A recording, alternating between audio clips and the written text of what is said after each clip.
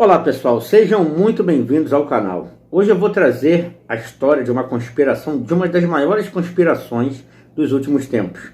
Só que dessa vez eu trago mais informações, muitas outras coisas que não foram faladas ainda, ok?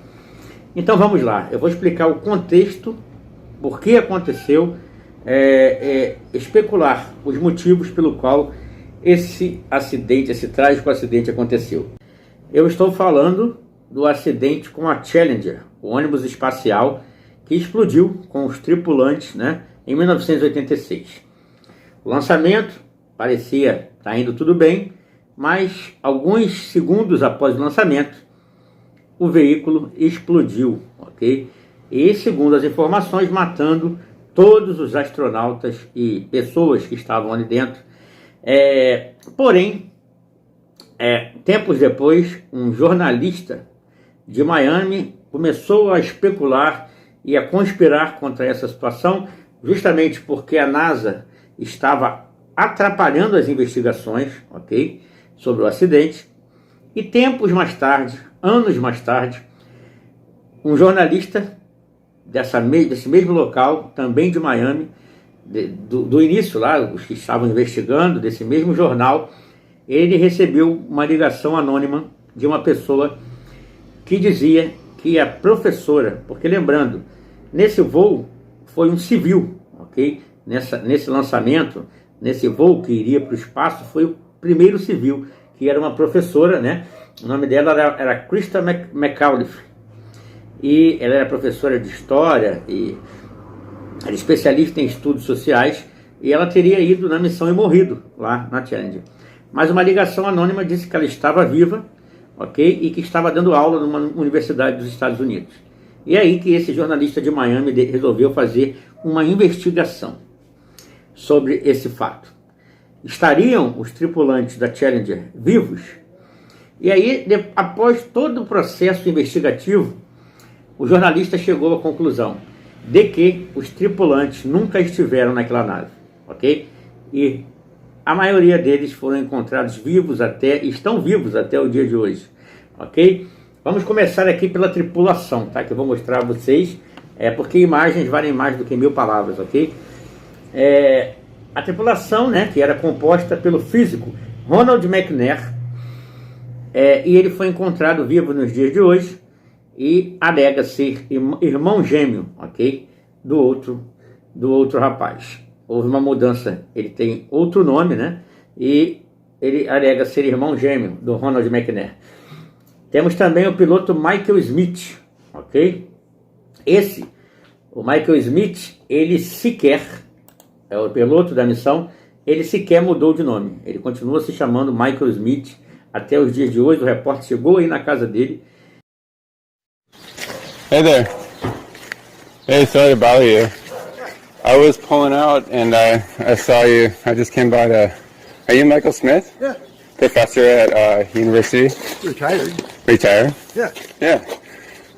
E ele se escondeu e tudo mais. Foi um problema sério na época. O outro tripulante, o engenheiro Gregory Jarvis, não foi encontrado, ok? O único ali que não foi encontrado.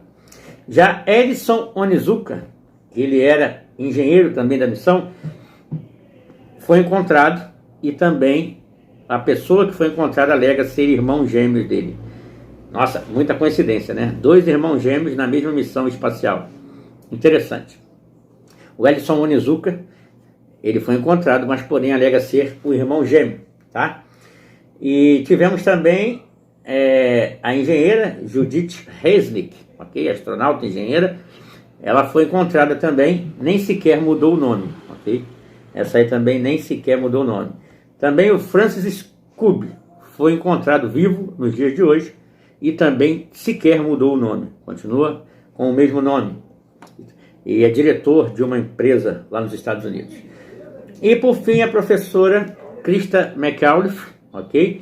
Que mudou o nome e ainda dá aula até os dias de hoje numa universidade. Bem, o jornalista apresentou as provas, apresentou as fotos, apresentou as imagens, tentou buscar essas pessoas que não quiseram gravar a entrevista.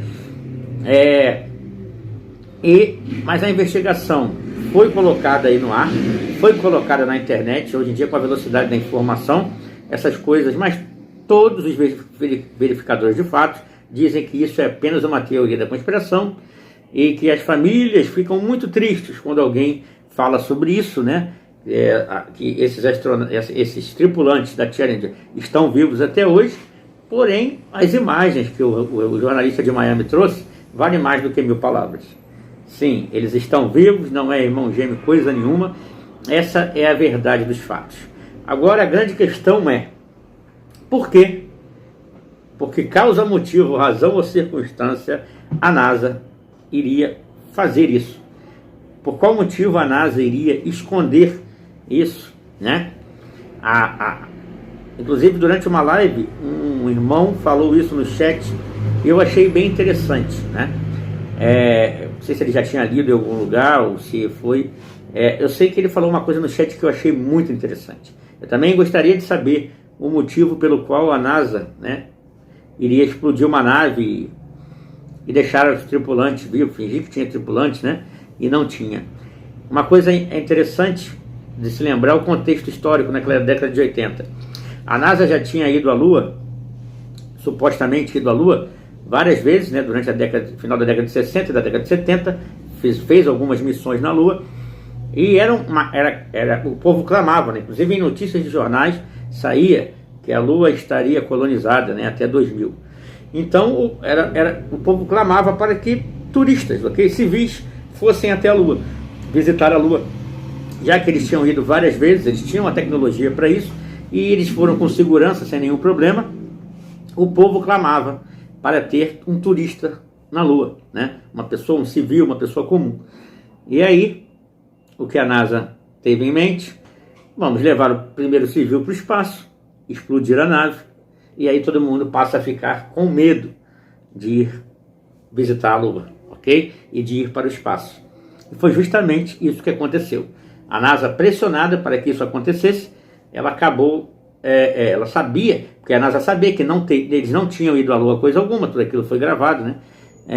Aquilo foi um fake, feito pelo cineasta Stanley Kubrick. Então, a NASA precisou, neste momento, ter a astúcia de dizer, vamos explodir a nave, os tripulantes sequer entraram, tanto que estão vivos até hoje, e aí as pessoas esqueceram, com medo, né? Quando essa coisa de civis irem até a Lua, e a NASA ganhou um tempo, né, para poder respirar. Logo depois abandonou, inclusive, as missões dos ônibus espaciais, né? E é isso. Justamente faz todo sentido uma empresa, né, que fatura 23, esse ano, mais de 24 bilhões, né, que não traz benefício nenhum para a sociedade e precisa estar sempre respondendo, já que o faturamento dele é muito grande, né? Depois as pessoas ainda perguntam por que eles mentem, né? Só ver quanto eles faturam. Para produzir um filme ali de um CGI de $50, eles estão faturando só esse ano de orçamento 24 bilhões e 800. Então, é isso. Fica bem claro que esse era o objetivo, tirar da cabeça das pessoas e colocar o medo nas pessoas de quererem fazer turismo espacial. Hoje em dia, tem até empresas privadas que já fazem turismo espacial, mas não para a Lua, né? Eles não são foguetinhos aqui, ó. Um rojão com mania de grandeza aqui a 80 km, né? Pouco mais da altitude de um balão. A pessoa ali vê, estou no espaço, tá nada, 80 km aqui. Tem um foguete amador, vai mais longe do que isso, né? Tanto que teve aquele que foi a 120 km, o foguete amador. Então, é isso. E as pessoas estão aí, continuam sendo ludibriadas e enganadas, achando que vai para o espaço, que alguma coisa vai para o espaço. Coisa alguma. Passou dos 100 km, 150 km, tudo vira CGI. O espaço vira CGI e Photoshop. Então é isso, gente. Estaremos sempre juntos em busca da verdade. Um abraço e até a próxima.